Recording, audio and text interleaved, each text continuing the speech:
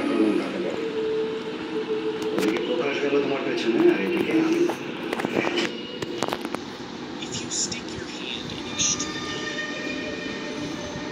হ্যাঁ রে রিন্টু, বলি ঘোরাঘুরি হলো? হ্যাঁ, আমার খিদেও পেয়ে গেল। তোমাদের এখানে জলটা খুবই ভালো। তোমার সেই তোর খিদে পেয়ে গেল? কিছু খাবি বাবা? না, একদম কিচ্ছু ব্যস্ত হতে হবে না, এখন একদম খাবো, একেবারে দুপুরবেলা খাবো। ভোগ খাওয়ার মজাই আলাদা। এবারে ভোগ খাওয়ার জন্যে চারিদিকে সবাই মুখিয়ে থাকে। ভোগের মেনু কি? আরে বাবা, সপ্তমী অষ্টমী নবমী সব ধরনের মেনু আলাদা। রিন্টুদা, এই সব রান্না কিন্তু আমাদের ছোট বৌদি করে।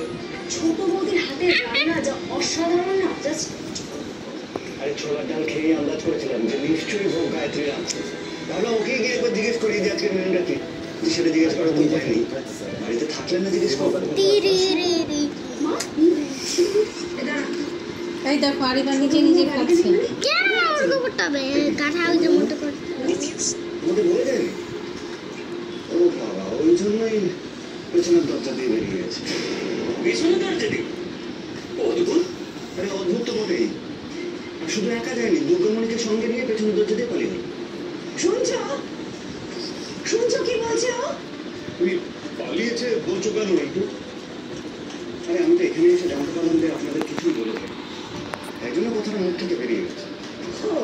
ও পালিয়েছে বললো, তাতেই তোমার গায়ে একবারে জ্বালা ধরে গেল। আর ওদের না বলে পালিয়েছে সেই বেলায় কিছু না, না চত্ব সব। কোথায় যেতে পারে বলো তো? প্রকাশ্য গেল ওর পেছনে পেছনে, ফিরিয়ে জানতে পারে।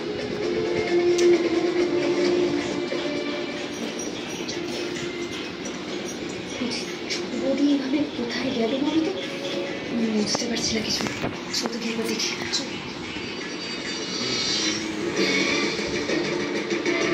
আজ গায়ত্রী সব দিক থেকে বিপদে পড়বে। এদিকে এবারে লোক আর ওদিকে প্রকাশ।